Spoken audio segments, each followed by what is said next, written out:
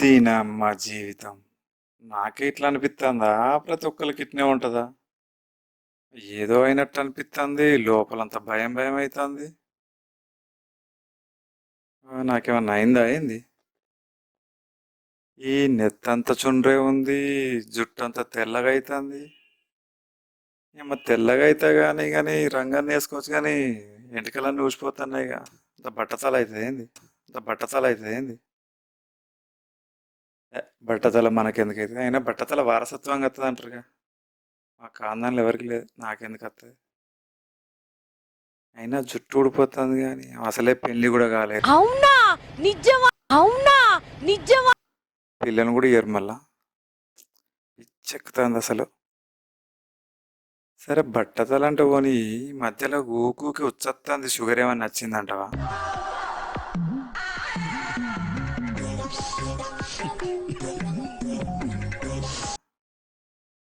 ఆ, షుగర్ కూడా వారసత్వంగానే వస్తుందిగా, మన ఇంట్లో ఎవరికి లేదు, నాకెందుకు వస్తుంది? అయినా నేను స్వీట్స్ కూడా ఎక్కువ తిన కదా, స్వీట్స్ తిన్న కంటే షుగర్ వచ్చే ఛాన్స్ ఉంటుంది. మరి ఊకూకి వచ్చేందుకు వస్తుంది? అయినా ఇది చలికాలం కదా, చలికాలం అట్నే వస్తుందిలే.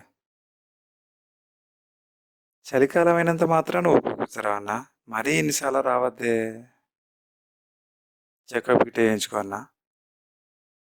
వద్దులేని అమ్మ, చెకప్లో మళ్ళీ అదొకటి ఇదొకటి వచ్చిందంటే లేనిపోతా అంట, మళ్ళీ అంత మెంటల్గా డిస్టర్బ్ అయిపోతా. మరి ఎట్లా? ఒక నిమిషం, యూట్యూబ్లో సిమ్టమ్స్, షుగర్ సిమ్టమ్స్ చెక్ చేద్దాం ఒకసారి, ఉండేలో తెలిసిపోద్ది.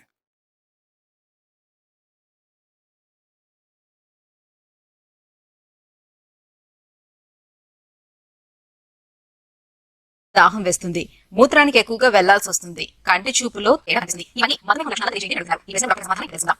దప్పిక ఎక్కువగా ఉండటం, రాత్రులు మూత్రం కోసం ఎక్కువగా వెళ్ళాల్సి రావడం, అట్లానే పగలు కొట్టుకోవడం మూత్రం ఎక్కువగా వెళ్ళాల్సి రావడం, అట్లానే ఫంగల్ ఇన్ఫెక్షన్స్ అనుకోవడం, చూపులు తేడా రావడం, బరువు తగ్గడం, ఇటువంటివన్నీ కూడా డయాబెటీస్కి లక్షణాలు. అమ్మాయ్యా, నాకైతే లేవు. ఈ సిమ్టమ్స్ ప్రకారం నాకు లేనట్టే షుగర్. ఇక కొంతమందిలో ఎలాంటి లక్షణాలు ఉండకపోవచ్చు కూడా. ఇంతకుముందు చెప్పుకున్న వాటిలో కొన్ని లక్షణాలు ఉన్నా, అన్ని లక్షణాలు ఉన్నా, లేకపోతే అసలు ఏ లక్షణాలు లేకపోయినా కూడా డయాబెటీస్ రిస్క్ అనేది మన సౌత్ ఈస్ట్ ఏషియాలో కనిపిస్తుంది. నీ అమ్మాయిడు లక్షణాలు ఏం లేకుండా షుగర్ వచ్చే ఛాన్స్ ఉందంటాడు. నీ అమ్మ వీని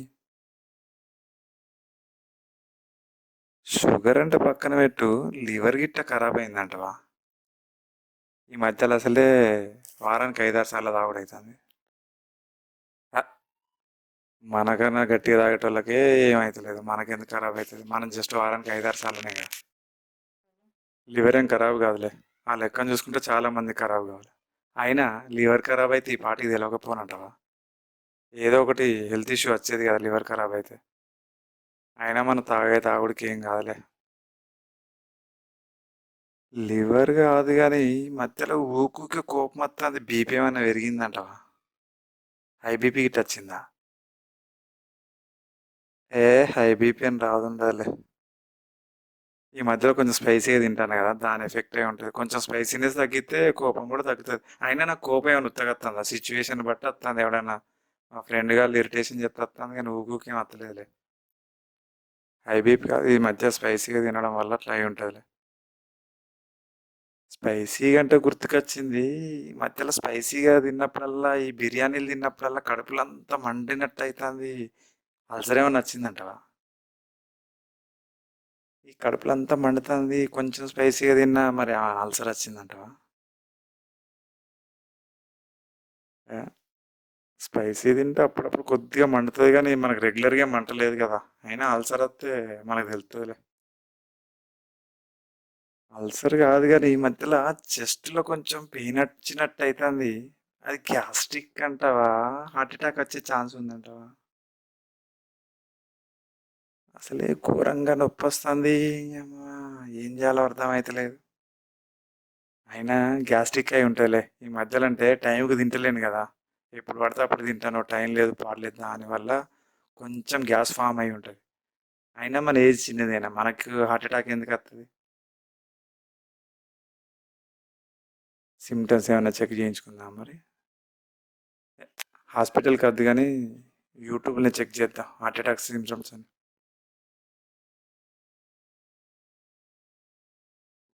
హార్ట్ అటాక్ కాదు కానీ ఈ మధ్యలో ఊకే పడుకునే ముందు తలనొప్పి వస్తుంది, మైగ్రేన్ ఏమన్నా వచ్చిందంటవా? చిన్న చిన్న దానికే తలనొస్తుంది, మైగ్రేన్ అయి ఉంటుంది.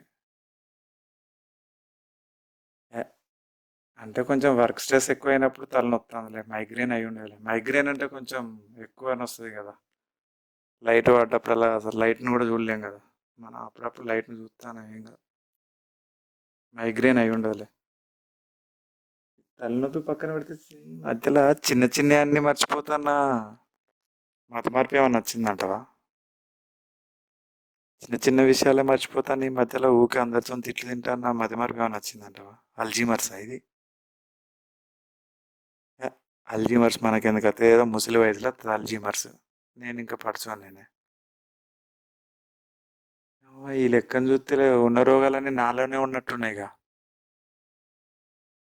డాక్టర్ దగ్గరికి పోయి చెకప్ చేయించుకుందామా? వద్దులేని మా చెకప్లో మళ్ళీ ఏదో ఒక రిపోర్ట్లు ఏదో ఒకటి వచ్చినా కూడా మళ్ళీ మెంటల్గా స్ట్రెస్ అవుతా. పోనీ ఫ్రెండ్స్ని అడిగి తెలుసుకుందాం ఏమన్నా.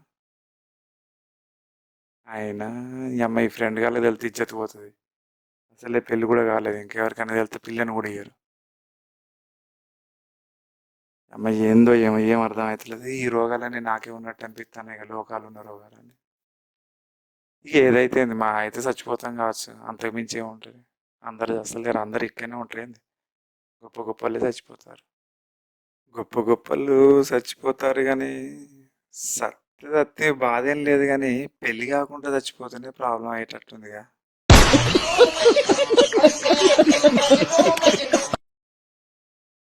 పెళ్ళి అయినాక చస్తానన్నా ఓ లెక్క అన్ని అనుభవించినట్టుంటుంది కానీ, పెళ్ళి కాకముందే చచ్చిపోతున్నాయి అది. అర్జెంటుగా పెళ్లి చేసుకోవాలి అయితే, తొందరగా పెళ్లి చేయమందాం, మా ఇంట్లో ఫోన్ చేసి చెప్దాం ఇక పిల్లని చూడమని.